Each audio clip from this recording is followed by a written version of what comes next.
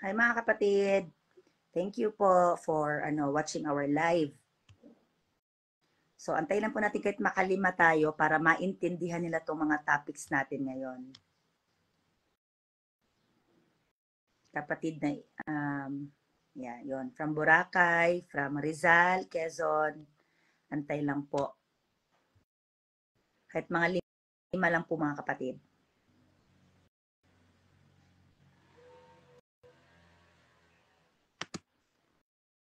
Ang dami po kasi nagtatanong sa ating opisina kung ano baga po ang ating opinion pagdating doon sa kaso ni Datu Adlaw. Rinig nyo ga mga kapatid?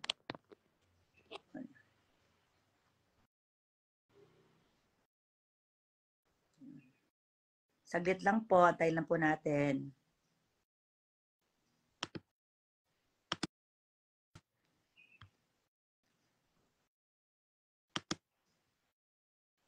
Ang atin pong agenda ngayon, ito pong fake Philippine independence na sinabi nila June 12, 1898. Pangalawa po, itong real estate business.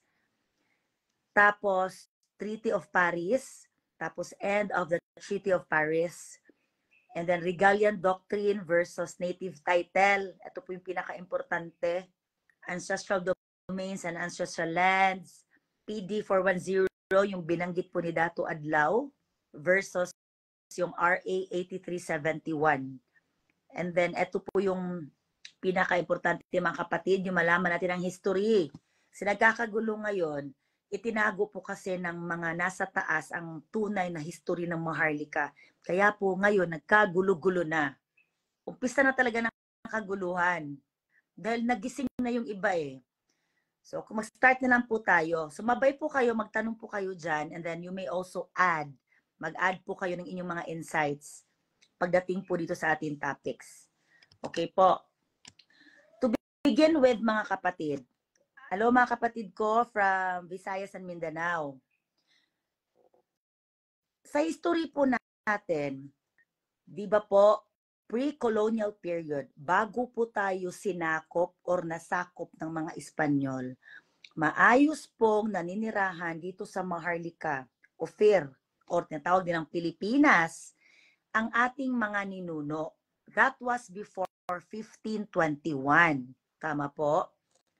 So sa Luzon may mga Lacanet, Visayas, Rajanet, sa Mindanao, Sultanate.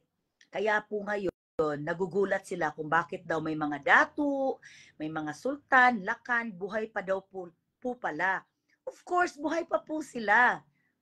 Kaya lang po, ang majority na napakilala sa atin ay ito po mga governor, mga mayor, barangay captain, na iniba po yung sistemang yan nung tayo ay na-colonize na po. So dapat maintindihan natin mga kapatid ang history para madali nating ma-dissect at masolusyonan ang problema ng bayan. At sabay-sabay po tayong manawagan sa Kongreso at Senado at sa Presidente, sa lahat po ng mambabata sa executive, sa legislative at judiciary level na ungkatin po ito para hindi na po magkagulo.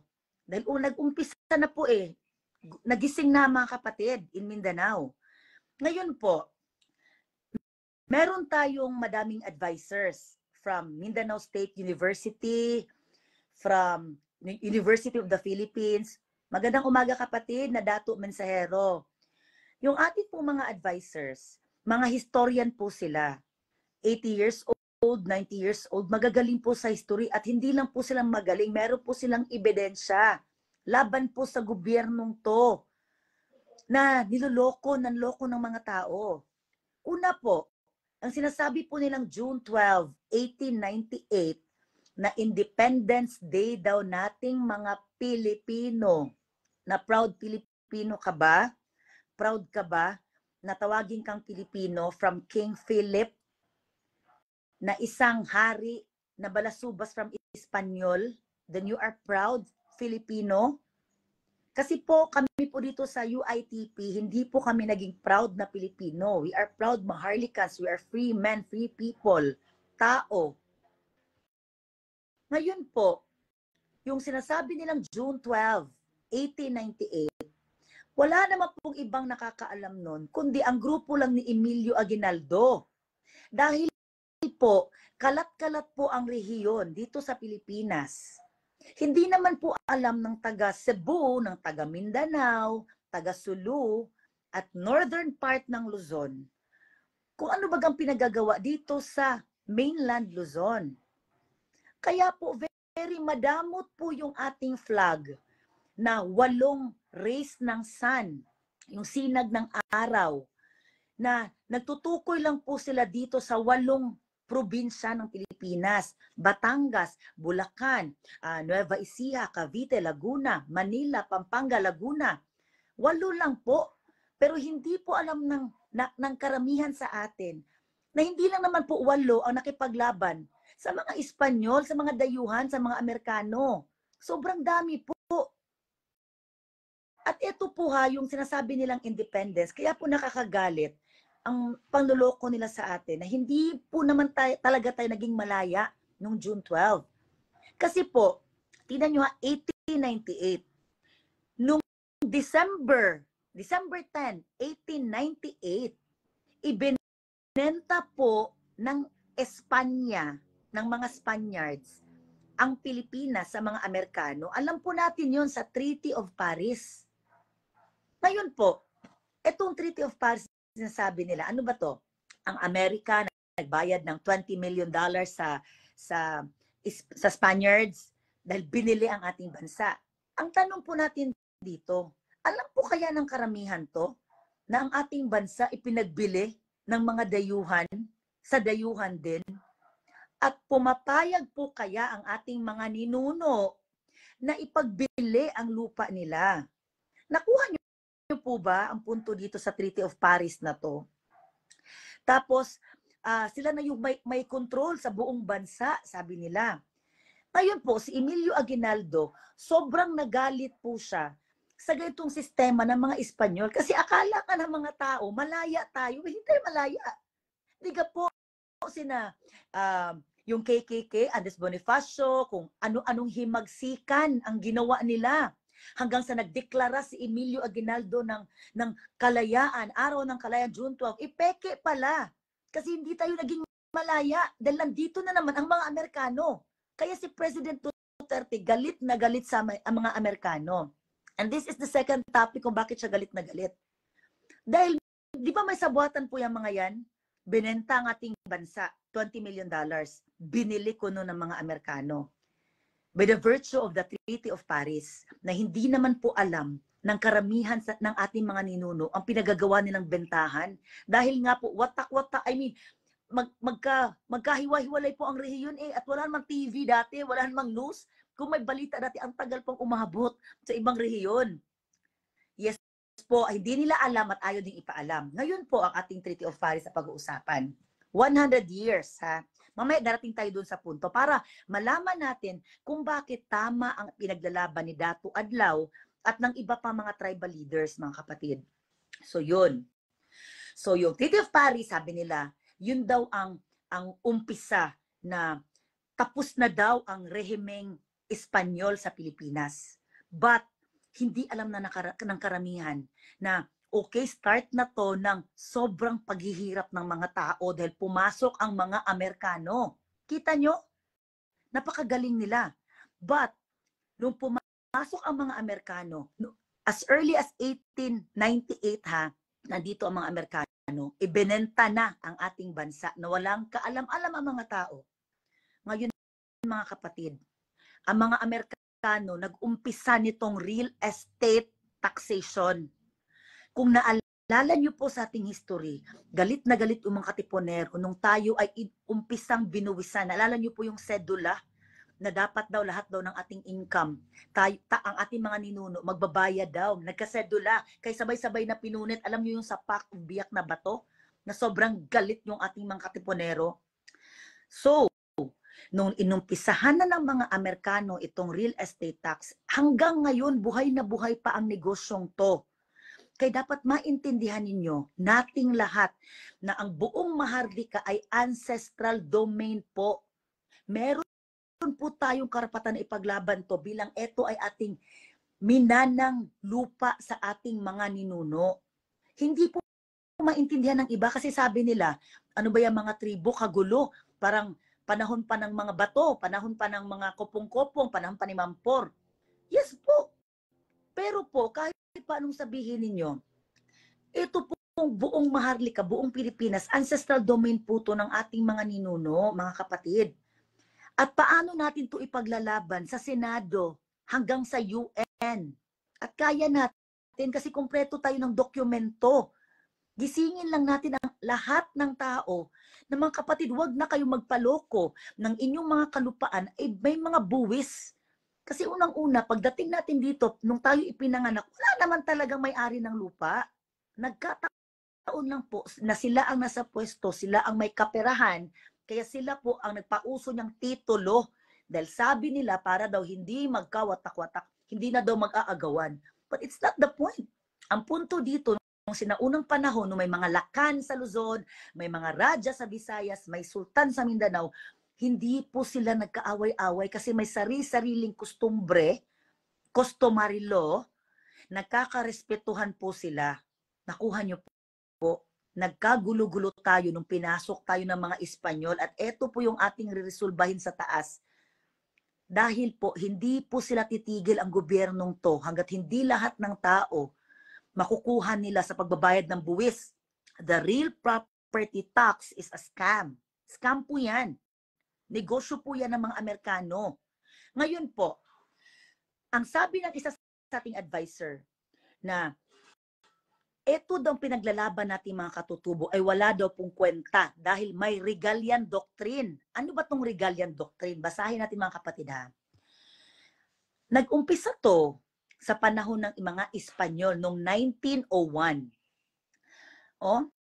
The concept of Jura Regalia, which recognizes the Spanish crown as the ultimate owner of all lands and natural resources in its colonies. Lahat daw na na-colonize niya, ang Espanya daw ang may-ari. Ang tanong, pumayag kaya ating mga ninuno na mga lupa nila ay pagmamay-ari ng Espanya? The answer is no. At hindi po sila pumapayag.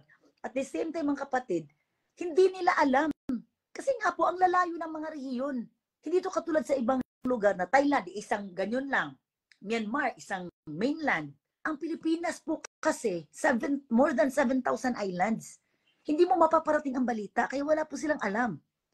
Ngayon, pinaglalaban nitong Regalian Doctrine, na kontra po ito, ang doktrinang to, na pinaboran nung nakasulat sa 1935 Constitution na niratify noong 1987 Constitution, mga kapatid. Kontra siya sa IPRA noong 1997. Alam niyo kung bakit? Tingnan niyo ha, ang sabi dito sa Regalian Doctrine na lahat daw ng lupa na hindi daw pagmamay-ari ng mga pribadong tao ay magiging public domain at pagmamay-ari po ito ng Estado. Maganda siya pakinggan. Kasi pag sinabi mong Estado, the state, who governs the state? It's the people, tayo. But ang tanong, do we have the power? Wala po tayong power at akala po ng mga nakaupo na mga governor, na mga mayor, kaya pansinin niyo po ang lalaki ng lupa ng mga yan. Kasi may access po sila sa mga indices, sa mga indexes ng kalupaan sa Pilipinas. Tingnan nyo ha, ang Estado daw ang magmamay-ari sa lahat ng lupa according to Regalian Doctrine. Payag po ba kayo na ang lupa ng mga ninuno sila ang nag-cultivate, sila ang nagpakahirap, nagpakamatay? Ang magmamay-ari, ang gobyerno sibil, hindi po tayo nagpayag. Ang akala nila, pumapayag tayo. Ngayon mga kapatid, tingnan nyo ha, so noong 1935 may Regalian Doctrine, tapos inayos nila noong 1987. Nasa konstitusyon yan at yun ang sinusunod na all public lands daw, pagmamay-ari ng Estado. Ang tanong ko sa iyo kapatid, mag-comment kayo, pumapayag ba kayo? Ngayon po na may kaalaman kayo na ang buong Maharlika pala ay ancestral domain ng ating mga ninuno at meron tayong papeles. Hawak po natin ang dokumento na tayo po ang ating mga ninuno. Ibig sabihin, hindi po tayo pwede basta magpalayas na ng diyan ng mga kapwa. Lalo pa po yung sa Boracay, sa Palawan, na inaagawan po nila ng lupa. Kasi ang sabi ng DENR, ang sabi ng gobyernong to, kunwari kapatid, may titulo ka, wala daw yung kwenta. Pag ginamit na daw yun ng gobyerno, wala ka daw magagawa. Payag ka? Hindi po tayo pumapayag ngayon. Kasi alam na po natin na wala pala silang power, tayo po pala ang nagmamay-ari ng lahat ng lupa. Kaya si Dato Adlaw po, di ba sabi niya, PD 410, ano po ba ang PD 410? Noong March 11, 1974. Declaring ancestral lands occupied and cultivated by the national cultural communities. Ito po yung mga katutubo, mga lumad. As alienable and disposable and for other purposes. At dito po sinabi na lahat daw po ng lupa na nakultivate bago pirmahan to, 10 years ha, 10 years, at least 10 years na bago na pirmahan ang decree ni President Marcos. Ito po ang mga lugar na pagmamay-ari ng mga katutubo as of PDA 410. Mindoro, Pampanga, biruin mo to, Rizal, Palawan, Lanao del Sur, Lanao del Norte, Sultan Kudarat, Maguindanao, North Cotabato, South Cotabato, Sulu, Tawi-Tawi, Zamboanga del Sur, del Norte, Davao del Sur, del Norte, Davao Oriental, Davao City, Agusan, Surigao del Sur, del Norte, Bukidnon, Basilan, are declared part of the ancestral lands of the national cultural communities. Ibig sabihin, kapatid, may point si Dato Adlaw na ancestral domain ang Surigao ang pinaglalaban niya. Diba? Kasi nga po, ang nakakaalam na ng independent daw tayo from Spaniards and the Americans ay sina Aguinaldo lang, dito lang po sa Luzon. At hindi naman po nila na-colonize ang northern part of Luzon, ang Visayas, ang Mindanao at ang Sulu. Naniniwala po ba kayo doon? Hindi po na na-colonize ang mga yan. Hindi po nakarating ang mga Espanyol sa lugar. Kung nakarating sila, hindi po na nasakop, bumisita lang sila. Dahil may mga strong leaders po doon. Mga Muslim, mga Raja. Sa northern part, andun po yung mga apo natin, mga Lakan. Kaya nga po ang Malacanang Malacanang, may Lakandian ang ibig sabihin. Nakuha niyo po? Let's go back to history para ma-resolve po natin ang problema ng bayan. Ngayon po, tingnan niyo kapatid ha. So sinasabi nila dito na dahil daw sa Regalian doctrine na iyan, na nasa konstitusyon, pagmamay-ari daw ng estado ang lupa. Ang tanong kapatid, dahil hindi naman pumapayag ang mga ninuno, di ba? At meron din itong decree, itong 410, kahit pa po ang mga lupang yan na ibenta ng ilang beses ng ating gobyerno sa mga pribadong tao, at alam natin ang kalakaran ng civil na yung mga nakaupo dyan sa LRA, sa RD, sa ROD, diga po naalala nyo, gustong-gusto nyo na kayo ang mga nakaupo diyan dahil there are 2 million fake titles because we know that from 01 to 100,000, we are talking about OCT, Original Certificate Title, or the mother titles, ay kanselado na po. Kapatid, alamin nyo to lahat at mag-research po kayo, sabay-sabay tayong mag-aral mga kapatid. That, lahat ko, ang hawak niyo po ngayong titulo, kung may mga titulo kayong TCT, mga kapatid, those are fake titles. Alam natin yan. Alam niyo kung bakit mga kapatid?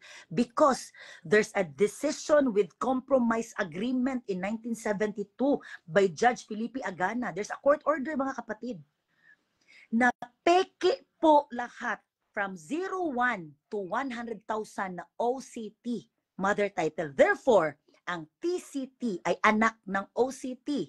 Ang transfer certificate title ay anak po ng original certificate title or mother title. Peke na po yan. Dahil peke po ang nanay. Because there's only just 01-4.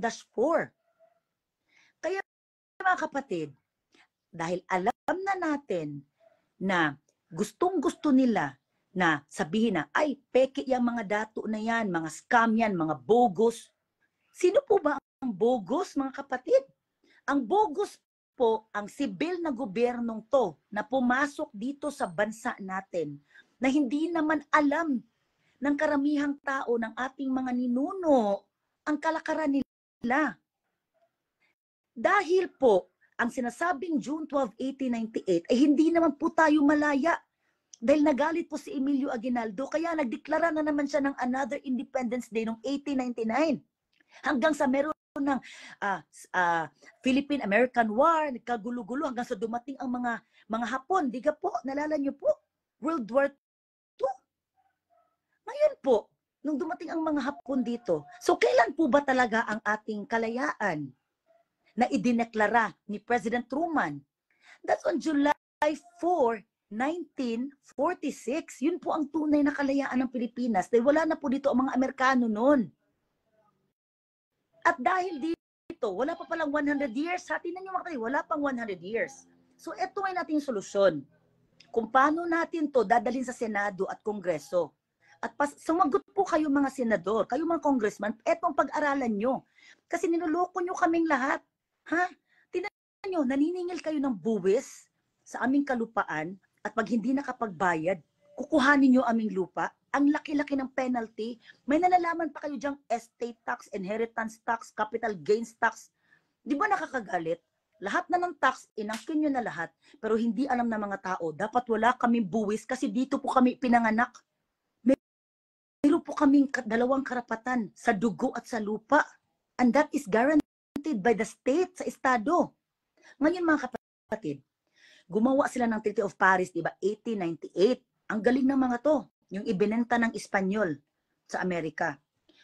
Bakit kaya, hindi nyo ba naisip kung bakit 1997, minadaling gawin ang batas na to? Itong IPRA, itong Indigenous Peoples' Rights Act, mautak ang mga yan.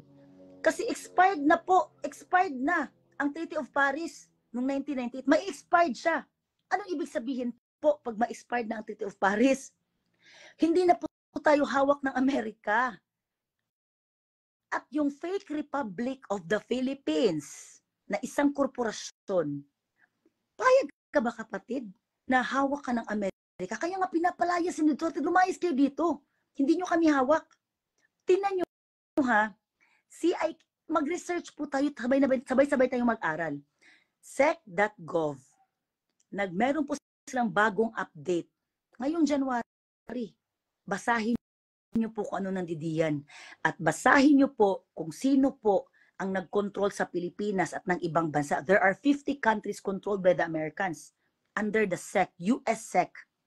Isa tayong korporasyon. At dahil malaya na tayo, minadali nilang gawin ang kasi alam nila na ay may mauutak na mga maharlikan, may mauutak, may mga historians, may mga buhay pa.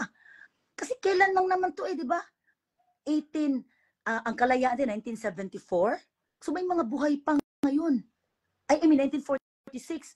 May mga kapatid pa tayong 80, 90 years old, 100 years old na buhay pa. Yung ating mga professor natin, na advisor natin, may mga hawak na ebidensya na ang Cordillera, ang Visayas, ang Mindanao ay ancestral domain. Ngayon, minadali ang IPRA. Ang tanong kapatid, kaya nyo kayang ipagtanggol sa batas na to, itong IPRA 1997, ang mga lupa ninyo? Kaya nyo ba mga kapatid? Kasi sabi nila, batas to ng katutubo na sila na din ang gumawa. Kapatid, tingnan nyo ha, PD 410, ibinigay na sa mga katutubo ang lupa at sinabi ng ancestral domain ang Surigao at ang ibang parte ng Mindanao at Visayas. Pero kapatid, ibinenta na ito ng mga salbahe nating mga public servants. Nagkunwari lang na, dahil wala yung titulo. Nabili na yan ni San Miguel, nabili na yan ni Aboites, nabili na yan ng mga hinayupak na mga tao dito mananakop. Pansin nyo sila pagsayaman, kinukuhanan ng lupa ang mga katutubo sa Mindanao, pinapalayas. Ang trabaho ng NCIP hindi ginagampanan dahil sa pera. NCIP, ewan ko, nakakagigil talaga kayo. Tapos lalabas kayo ng mandato na peke, bogus. Unang-una mga kapatid, bakit po naging peke si Dato Adlaw? Bakit naging peke ang mga tribo? By the virtue of self-ascription. Alam mo yung self-ascription? Ikaw mismo ang nakakaalam na katutubo ka. Hindi kailangan sabihin ng iba na katutubo ka, na lumad ka. Ikaw mismo. At nasa RA 8371 yan. Paano ka naging katutubo? Dahil Alam ko, katutubo ako. Meron ako mga nakaugaliang batas. Yun eh. Yung mga lola ko, ito ang mga ginagawa. Mga lolo ko, ito ang mga kustumbre. At saka, kung tanong nila, uy, mukha ka ng mistisa, mukha ka ng mistiso, mukha ka ng inchik. Because po, nag-mix blood na po tayo. But, hindi po ibig sabihin noon na nawala ang dugong katutubo. Dahil una-una, dito tayo pinanganak. Ngayon mga kapatid ha. So, balikan natin tong sinasabi nilang Datu Adlaw na nasiraan daw ng ulo. Na mangyayari din sa inyo yan kapatid. Ang ancestral domain mga kapatid, na pagmamayari ng mga katutubo, kaya pinadlak yun ni Datu Adlaw na doon din siya nasobrahan kasi may mga ibang karapatan din siya na naapakan, na aayusin naman din at very premature pa para mag-judge tayo kapatid, no? Kung ano ba talaga. Kasi si Datu Adlaw, ang alam po natin, nagpa-receive po siya ng mga documents sa opisina. Hindi po siya pinansin. Kaya humantong po sa gayon na ipinadlak na po nila. Gawa ancestral domain yan mga katutubo eh. At ang NCAP naglabas ng memo na bogus ang mga grupong to, na hindi to recognize ng NCAP. Tanong ko lang sa inyo, NCAP, kayo po ba ang tamang ahensya na mag-validate, na mag-recognize sa amin? You are not the right agency and that is not your mandate. Ano po ba ang mandato? Yung pakibasahin po yung vision mission. Kayo po ba ang magsasabi kung katutubo ang mga tao? Hindi po kayo. Kuha nyo? 1997 na po kayo ginawa mga kapatid. Kaya please, lahat po nagsasabi dito na peke ang mga grupong to, mga bogus, mga scammer, wala pong peke sa atin na alam ang ipinaglalaban. Lalo sa ancestral domain kasi ito po ang bread and butter ng bansang to. Dito po sila kumikita ng malaki sa real estate business. Kasi gusto po nila ang lahat ng tao dito, nakadepende na lang, kukuha na lang dyan sa mga subdivision ng maliliit na parcel na lupa para hindi na magtanim. Tingnan nyo ha, ang kalokohan ng mga yan, na sa real estate ka, ang liliit ng lupa ninyo, hindi ka makapagtanim, ang init-init pa. Tapos 30 years mo pa siyang hulugan, pinahihirapan mong sarili mo kapatid. That's the reality. And that's their business na hindi mo alam. 'Di ba? At ikaw naman, akala mo na sa subdivision ka, uy, mas gusto ko dito, mas safe, secured. But, sa pagtira mo sa subdivision at sa mga panahon na halos lahat na ng tao, lahat ng ancestral domain, ginawa na yung subdivision mga kapatid, wala na tayong tanim, dito din pumapasok another business nila, which is importation. Kaya nga nagkadamatay na tayo kakakain ng mga frozen, na mga, pati mga gulay, frozen na. 'Di ba? Kasi wala namang pagtaniman. Kaya intindihin natin. Ha? So, etong sabi na Regalian Doctrine, hindi tayo mananalo, versus native title naman katutubo. Kapatid, ang RA 8371, meron tayong right to redemption. Titingnan ko lang dito ha. Section 8. Ito yung panlaban nyo sa mga nagsasabi na hindi ancestral land. At gusto nyo nang bawiin ang mga lupa ninyo. Bawiin nyo na kapatid. Kompleto tayo ng documents. Huwag kayong matakot ipaglaban sa mga hinayupak na mga public servants na yan na walang ibang ginawa kundi perahan tayo sa taxation ng mga lupa. Ha? Right? Tingnan nyo, RA 8371, Section 8, Rights to Ancestral Lands. Right to redemption. Meron kang karapatan na bawiin in case where it is shown that the transfer of land or property rights by virtue of any agreement or device to a non-member of the concerned ICCs or IPs, mga katutubo, mga lumad, is tainted by the violated consent of the ICCs IPs or is transferred for an unconscionable consideration of or price, the transfer IP ICCs shall have the right to redeem the same within a period not exceeding 15 years from the date of transfer. But, ang question, alam ba ng mga katutubo na nabenta ang lupa nila? Wala po. Kaya po, etong section na to, very questionable kasi pwede mo siyang bawiin daw, granted that dapat hindi siya mag-exceed ng 15 years. But ang tanong, alam mo ba, kasi sa Boracay may mga titulo, tapos nakuha pa ng DENR, kinasuhan pa ng DNR, ibig sabihin, hindi ka pala makakalusot sa pinagagawa ng mga yan kapatid kasi mauutak sila. ba't gamitin din natin ang batas laban sa kanila? Una, ancestral land ang buong Maharlika. Hindi naman po nila nasakop yan lahat. Pangalawa, may karapatan kang bawiin. Bawiin nyo po ang mga lupa ninyo. Huwag kayong paloko sa mga iyan. So magtanong kayo mga kapatid. Tanong kayo ngayon kasi nasagot ko na yung inyong mga concerns regarding dito sa ating fake Philippine Independence Day.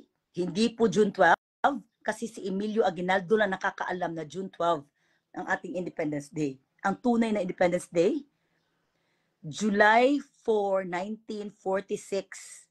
Pag-alis po ng mga Amerikano dito. Ngayon, magpapaloko pa tayo sa real estate business. Nilalakad na po ng ating mga kapatid, mga public servants na maayos, mga pastor, ng ating dating presidente, na tatanggalin po nila ang buwis dyan sa lupa. Kasi po, dumating tayo dito, may lupa na. Ibig sabihin, bigay po ang lupa na nasa taas. Nagkataon lang po na ang mga nakaupo ang may kaperahan at may kakayahan na magpatitulo. Kuha nyo po. Pero kayo, may titulo kayo or wala mga kapatid. Pag nandyan na kayo, hindi na kayo pwedeng palayasin dyan. Kaya nga ang human rights, di ba? Pansin nyo sa mga illegal settlers, ang hirap paalisin, ang hirap palayasin to the point na sinusunog na nila. Very inhumane. Na wala naman nagmamayari ng lupa. Ang nasa taas lang. Ngayon, etong Treaty of Paris, na-resolve na din natin to. Expired na ang Treaty of Paris. Wala na po tayo sa hindi na po tayo under ng Amerika. Tapos na po noong 1998. At aside from tapos na po siya, ang Republic of the Philippines with CIK under SEC.gov ng Amerika. Kapatid, korporasyon ka, pumayag ka. Expired na din po yun. CIK 1030717. Mag-aral po kayo mga kapatid para alam nyo po anong isasagot sa mga kumag na yan. Kung paano mababawi ang inyong mga lupa para hindi na kayo magbayad ng buwis. Kasi alam nyo po ba, pag alam nyo ang batas, especially Section 16 ng RA 8371, all lands certified to be ancestral domains are tax exempted. Nakuha nyo po, tax exempted pala ang ancestral domain. So ang Surigao, exempted pala yan dapat sa buwis. Pero bakit ang mga tao diyan, ang mga negosyo, nagbabayad ng buwis sa gobyerno? Yun ang punto ni Dato Adlaw. Kasi wala palang, kung magbayad pala kayo, dapat doon sa mga dato na leader ng mga tribo in Surigao, in Mindanao, hindi pala dyan sa civil na government, wala mang ibang ginawa, kundi waldasin ang inyong kaperahan. Pero ang mga tribal leaders ba natin mga kapatid, tumindig ba? Hindi. Hinayaan po nila na gamitin, sirain, lokohin tayo, linlangin tayo ng mga civil na mga public officials. Hindi nila pinaalam sa atin na ancestral domain pala mga ari. Kasi kung nalaman natin na ancestral domain to, wala pala tayo dapat buwis. Basahin nyo kapatid, Section 60. Hindi lang buwis sa all exactions, lahat ng paniningil, mga tax, business permit, business taxes, wala pala. Pero hindi nyo alam. Kasi di ba pinaalam sa atin eh.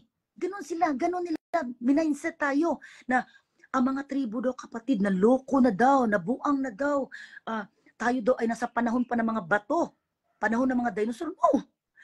Nagkataon po na nag-aral tayo, inaral ulit natin ating karapatan. Kaya huwag niyong babaliwalain. At meron silang balak na i-amend ang batas na 8371. Pero anong panlaban niyo dyan kapatid? Aralin niyo din para hindi nila mabago yan. At kung baguhin man nila yan, lagi niyong tatandaan, the customary law is a set of written and unwritten law. Kung babaguhin nilang isinulat nilang 8371, tatandaan natin na meron tayong mga unwritten laws, kanya-kanyang kustumbre. Kaya civil, kayong mga nasa Senado at Kongreso, mga kapatid, pagtuunan nyo to. Kasi nagising na po pala ang mga tao, lalong-lalo sa Visayas at Mindanao. At lalo pa po pag nagising ang taga-Cordillera, ang taga-Car. Anong gagawin ninyo? Kalahati ng Luzon, magigising na ancestral domain pala. Pero anong pinagagawa nyo sa mga lupa nila doon? Kinukuha ninyo, sinusunog ninyo ang mga tanim nilang mga cannabis, mga mushroom, yung mga, may karapatan po sila doon under Section 34 na mag-alaga ng kahit anong klaseng halaman, mga medicinal, kahit anong klaseng hayop, That's flora and fauna. Karapatan po nila yon under RA 8371 Section 34. Hindi niyo pa ba alam mga kapatid? Ang daming karapatan. Huwag po tayo maging bias. At lalong-lalo na po, na nakausap natin kahapon ang NCIP chairman na si Chairman Kapuyan. Nasabi po niya, nirerespeto niya lahat ng klaseng katutubo, recognized or unrecognized, mga independyente. Kasi kung ikaw, ang sabi ng NCIP ay hindi yan recognized, huwag kang maniwala sa NCIP. Sa kaling scam. Ang kakapal na mukha ninyo. Nag-reply ang pagkor sa ating grupo na nagbigay kami ng 50 million sa NCIP. Doon nyo po kuhanin sa NCIP. Anong sabi nyo NCIP? Nagamit na po namin noong 2001. Kung po, last year lang ang sulat. Nagamit noong 2001? Gaano kagrabe ang panluloko ng opisinang yan? Kaya dapat bogi na kayo. Wala kayong kwenta. At kwenta nyo. Kapatid, mag-comment nga kayo diyan. Ano bang gusto nyong iparating? Ngayong nalaman nyo na unang-una peke ang ating independence. Na niloko nila tayo. Mag-comment kayo mga kapatid, lalo dito sa Treaty of Paris na ibinenta tayo na walang kaalam-alam ang ating mga ninuno. Ngayon na alam na natin na eto pala ang tunay na kalayaan. Ancestral domain pala tong lupa, buong Maharlika. Hindi pala tayo magbayad ng buwis. At may mga grupo na public servants na active ngayon na isinusulong ang zero or flat tax ng tax buwis sa lupa. Biruin nyo, may mga makapatid tayo na public servants na may mga puso na tumutulong sa atin na nilalakad tanggalin ang buwis sa lupa. Hindi ba kayo natutuwa? Kaya tama po ang pinaglalaban ni Dato Adlaw. Medyo nasobrahan lang siya sa banda na hindi niya ipinaalam sa mga private owners. Kasi wala man ding alam ang private, hindi sila bobo. Wala pong bobo sa ating mga kapatid. Wala lang po tayong alam. Dahil hindi naman po ipinaalam ang batas na to. Kaya po, na alam na natin na ancestral domain ang ating mga lupa, ano pong gagawin? Assert, manindigan ka kapatid, at gamitin mo ang mga batas na to. At kung naibenta mo na ang lupang yan, at gusto mong bawiin, you have the right to redemption. Nakuha mo? Mga kapatid, aralin ang batas, importante po ang IPRA. Kung may nalampasan man po si Dato Adlaw, wala po tayo sa katayuan na husgahan po siya. Kasi ang dami din po niyang hawak na papeles, kompleto din po siya ng ebidensya bilang dato. At wala pong nababaliw na mga taong gising. Ang nababaliw po ay mas okay na po tawaging baliw, wag lang tawaging tanga. Nga po. Ngayon, magtanong kayo, mga kapatid, Renato Tan, Sam Jusut Libardo, salamat mga kapatid, Josefa Mina, kapatid natin, Marahani, Majaas, Antike, lahat po nanonood ngayon, Luzon, Visayas, Mindanao, magising po tayo. Huwag nating hayaan mga kapatid na linlangin pa tayo ang laki-laki ng buwis. Pag hindi ka nakapagbayad ng buwis sa iyong lupa, kukuhanin daw nila. Ang laki pa ng penalty. Huwag ka nang pumayag. Kasi ngayon, nagising na tayo na mayroon palang gantong batas, hindi mo pinapaalam sa atin. So tapos na tayo kapatid ha, sa ating mga regalian at native title. Ang regalian doctrine na sila ang may-ari daw lahat ng public lands, yan po ay taliwas sa native title na nakasaad po dito sa 8371. Kaya tigil-tigilan nyo na dyan, mga kayo nasa Senado at Kongreso, tigilan nyo na. Ipatawag nyo na kaming lahat para po matapos na tong kaguluhan. Kasi unti-unti na pong magigising ang mga kapatid. Unti-unti na po nilang nalaman na, ari pala malaya pala dapat. Wala pala dapat bayaran ang tao. Hayaan lang pala dapat ang tao na mabuhay ng kanya. So sa Kongreso po, i-share nyo po ang video to para umabot po sa Congress at sa Senate at ipatawag po nila tayo mga kapatid para magkaalaman na po kung sino po ang tunay na may-ari ng lupa. Hindi po sila, ang tao po. At wala po silang karapatan na kontrolin tayo dahil hindi naman po tayo mga terorista. We are not national threats. We are not rebels. Hindi po tayo rebelde. Kailanman hindi po tayo humawak ng armas na naging katakot-takot po tayo sa ating mga kapatid. Hindi po tayo naging threat. Mga kapatid, tayo po ay mga freedom fighters. Ipinaglalaban lang po natin ang ating mga karapatang pantao. This is just basic human rights na hindi po nila ipinapaalam sa atin. So this is high time, oras na po na tayo po ay magsalita na, mag-ingay po tayo sa social media. At kung hindi man po tayo kampihan ng UN, wala po tayong pakialam. Dahil po ang ibang bansa, tinan niyo po nga kung ano nangyari sa Canada, sa New Zealand, nagsalita po sila. Ang mga tao po doon ang may mga power, kaya hindi po lahat sila bakunahan. Nagsalita po sila, katulad dito sa atin, uto-uto tayo mga kapatid. Ang sakit-sakit noon na. Hindi tayo bobo, uto-uto. Ang dali natin maniwala. At the same time, kapatid, tinan niyo yung Myanmar. Naghimagsika ng mga tao. Ang babait po ng mga maharlikan. Sobrang bait po ng ating mga kapatid. Kahit alam nila niloloko na sila, alam nila na inaapi sila, sige pa rin ang sige kasi ayaw ng gulo. Paano naman yung mga Muslim? Ang tatapang ng mga yun. Paano mga Manobo? Hindi man yun napayag kapatid na api-apihin. Mga taga Mindanao, taga Sulu, taga Visayas. Kaya magkakagulo talaga. Isa lang ang solusyon dito kapatid para hindi magkagulo. Kailangan po, etong Senado, etong Kongreso, etong Presidenteng Pulpol, gumawa na ng aksyon. Natigilan na po ang pangaharas sa mga ancestral domain at sabihin na sa mga tao na ang buong Maharlika ay ancestral domain. At itong mga batas-batas na pinagagawa nyo, itong mga doktrina, itong mga Regalian Doctrine, mga PD 410, kung ano-ano pa gaya mga batas-batas ninyo, pasuyo na po, i-explain nyo sa mga tao kung ano yan.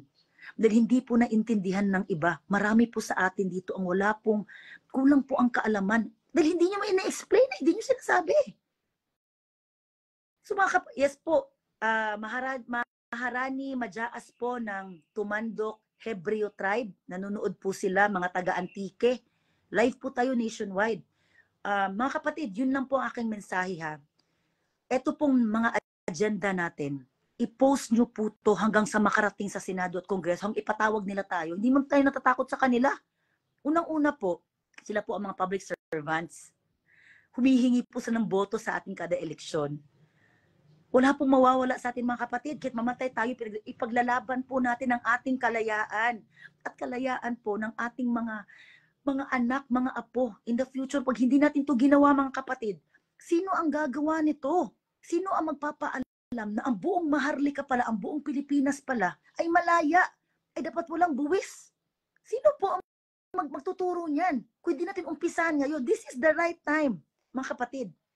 The computer age, the modern age, ipaalam natin dahil sinaunang panahon, wala namang computer puro sulat, ilang buwan bago makarating. Isinulat pa ni Jose Rizal doon sa Espanya, ipaparating sa Pilipinas. La Solidaridad, katagal-tagal dumating. Kaya po, ipaalam nyo na po to, aralin nyo po kung ano nandito. Kung ano ang ginawa nila sa Treaty of Paris na expired na, kung bakit minadali nilang palusutin ang IPRA noong 1997. Mauutak ang mga yan. Alam nila, 1998 expired ang Treaty of Paris. Ano kayang gagawin namin para matulungan pa kami ng UN, yung mga tulong, foreign aids, papasok pa sa Pilipinas para magamit namin sa pangungurap. Mga kupal kayo, ang kukurap ninyo, ang pondo ng mga minorities, ang pondo ng mga katutubo, mga lumad, indigenous peoples. Dahil sa batas ng 8371, ginamit nyo, hindi pa kayo nakontento sa mga foreign aids, tulong galing sa mga kapatid natin sa ibang bansa. Obligado silang tumulong kasi meron nga United Nations nga tayo, diga po? Hindi pa kayo nakontento. Sobrang taas pa ng buwis ninyo sa ancestral domain na dapat pala wala naman parang buwis under Section 60. Exempted po lahat tayo sa buwis. Hindi lang po buwis sa lupa, all exactions, lahat ng paniningil nila, especially business permit, na from mayor, from barangay, mayor, BIRO, wherever business permits na kalokohan ng mga yan, na hindi naman po nakarating ang income or ang kita ng bayan sa mga tao, lalo sa katutubo, hindi po nakarating mga kapatid. Nasaan po? Nasa bulsa po. House of Crocs, nandoon po. Dati, ang mga yan, ano lang ang trabaho naman, tinan nyo ngayon. Kaya nag-aagawan sila sa pwesto mga kapatid. Mamili tayo kung pwede kayo. You have the right to vote. We have the right to suffrage. But if we keep voting for this, itong mga pulpolitiko, mga kapatid, walang mangyayari kasi wala silang pakialam, mga kapatid. Wala silang mga pakialam kung nahihirapan ang ating mga katutubo. Ang ating mga kapatid, kung tingin mo hindi ka katutubo, tao ka lang, nahirapan ka, wala sa pakialam sa'yo, wala sa pakialam sa buhay mo. So this is the right time na malaman mo, kasi napakalaking tulong na malaman mo, wala ka palang buwis, dapat bayaran bilang tao. Dapat maging malaya ka. Yun lang kapatid, tulungan niyo po ang pinagkaisang tribo sa Pilipinas na umabot po ang mensaheng to sa Senado. Dahil tapos na po ang panahon ng panluloko nila. Gising na po ang taong bayan. At sinasabi ko sa inyo mga kapatid, sobrang dami na pong nagising, na takot nang pong magsalita, takot po silang mamatay. Dahil pag siniwalat nila ang mga to na peke pala mga dokumento nila, peke na pala mga titulo, papatayin sila ng mga tao, magkakaroon ng civil war. At dahil mababait tayo, hindi natin gusto yun. Dahil may mga anak tayo, may mga apo, may mga batang madadamay. Kaya ayusin niyo po Senado at Kongreso. Habang hindi pa po naghimagsikan ang Visayas at Mindanao. Dahil alam niyo po, kayang-kaya po. Sobrang kaya. Dahil hindi niyo ipinasa ang federalism, takot na takot kayo magkaroon ng sariling gobyerno. Pag-usapan natin ang self-governance. Section 13 ng RA 8371. Meron pong sariling pamamahala, may sariling gobyerno, na ay sariling gobyerno ang mga tribo, ang mga katutubo, ang mga lumad. Kaya nakakatakot yun, di ba? Kasi nandun siya sariling gobyerno. Sila hindi matatakot dun. Pwede para silang maningil ng kanila. Sabi niyo, provided na nasa ancestral domain. Paano nga po yun? Ang buong Pilipinas para ay ancestral domain. Ang buong Marlica ancestral domain. Anong gagawin nyo? Paki-explain po. Aabangan namin inyong explanation. Lalo na kayo, LRA, ROD. Aabangan namin kung paano nyo explain, paano nyo ipaliwanag sa mga tao ang inyong panluloko. Kapatid, pag-aralin nyo to ha, Decision with Compromise Agreement in 1972 by Judge Felipe Agana. Basahin nyo yan mga kapatid. At nandoon, basahin nyo lang page 18 pababa, nandoon po yun, na 01 to 100,000 na OCT ay peke, null and void. Ibig sabihin, ang hawak yung titulo ngayon na TCT, peke. Kaya, dahil alam nyo na ang mga kagagawan ng mga to, na hindi po sila natigil sa paghingi sa atin ng buwis or kahit wala silang ibang bread and butter, kundi perahan po ang mga tao sa pamagitan ng real estate. Dahil binigayan ng mga Amerikano sa atin, pahirap po yan sa atin. Pero huwag kayong mag-alala mga kapatid, may mga public servants na active po ngayon na tumutulong sa atin. Yun lang po mga kapatid ha. Mag-message po kayo sa ating page kung meron po kayong gustong hingi na dokumento or kung ano po sa mga sinasabi ko ngayon, ibibigay po namin sa inyo. Ipaalam nyo po, mag-photocopy kayo, ibigay nyo sa inyong mga anak. Dahil wala nang ibang magsasabi o magtuturo sa ating mga anak at apo. Tayo lang po. Today, we will start po our independence. And we will tell the people na alam na po namin ang inyong kalokohan. Dahil hindi po sila nakontento sa milyon, sa bilyon na kinulimbat. Trilyon po ang ikinulimbat. At nung kailan-kailan lang nagsabi si BBM that they will shut down everything. Because nag-announce na po ang sec.gov that they will shut down everything. Anong ibig sabihin noon? Sobra po tayong mahihirapan, sobra po ang krisis. At dahil wala pong pananim, dahil nasanay po tayo sa importation ng mga karne at gulay, kawawa ating mga kapatid. Kawawa po. Pero wag po kayo mag-alala. Sa mga wala pong matirhan dito po sa mainland Luzon at kung saang parte ng mga syudad na wala po kayong pananim, wala kayong makain, magsabi po kayo sa ating UITP page. Ang dami pong kapatid na may mga ancestral domain na kumpleto, may mga bahay, pagkain. Pumunta po kayo doon. Meron po tayong mga safe havens, mga safe places po. Luzon, Visayas, Mindanao. Sa Mindoro, dito sa Batangas, sa Bulacan. May mag-offer sa Cebu, Bohol. Dito Negros, ang dami po nyo matatakbuhan. Kung wala na po kayo ibang mapuntahan, tumawag po kayo mga kapatid, ang dami pong tutulong sa inyo. Hindi po kayo nag-iisa, magtutulungan tayo dito mga kapatid. Yes po, Datu Manunudlo, Davao City. Yes kapatid, Datu Manunudlo. Meron po tayong mga documents. So, sabihin nyo lang po sa akin, ano po ang gusto nyo pong hingin, mga kapatid. At tumutulong din po sa atin ang professor po ng Mindanao State University. Tutulong po, tatagpuin po natin siya sa Zamboanga City. He's very old, he's 80 plus years old, he's very intelligente, Historically speaking, sobrang dami po niyang alam. Grabe po. Kaya hindi po tayo nag-iisa, madami po tayo. Huwag po kayo matakot mga kapatid. Kung papatayin nila tayo, hindi naman po tayo mamamatay. Paulit-ulit lang po ating espiritu. Paulit-ulit po. Kagaya po ng ating mga ninuno, sina Melchora Aquino, Gabriela Silang, Andres Bonifacio. Nabubuhay pa rin ngayon. Ipinaglalaban pa din ang pinaglalaban nila dati. Tayo po yun. We are the modern heroes. Kaya pag pinatay nila tayo, di ayos lang, mabubuhay tayo sa ibang mundo, ibang dimension. So don't be afraid. Ipaglaban ng karapatan. Again mga kapatid, ako po si Marahani Sona Shilu. Tayo po ang National Secretary General ng United Interdependent Tribes in the Philippines. Pinagkaisang mga tribo sa Pilipinas. Parte din po tayo ng National Parliament ng Royal Empire Kingdom of Maharlika. Tayo din po ang chairman ng samahan ng mga katutubong mamamahayag sa Pilipinas. So magkakaroon po tayo ng Tribal Radio Philippines. Magkakaroon po tayo ng istasyonan ng radyo. Magsabi lang po kayo kung ready na po namin kayong puntahan. Para po, masabi nyo po, ma-disseminate nyo po sa lahat ng tao sa inyong mga lugar, inyong probinsya, kung anong pong gusto nyo sabihin sa kanila. Mga kapatid, nakuha nyo?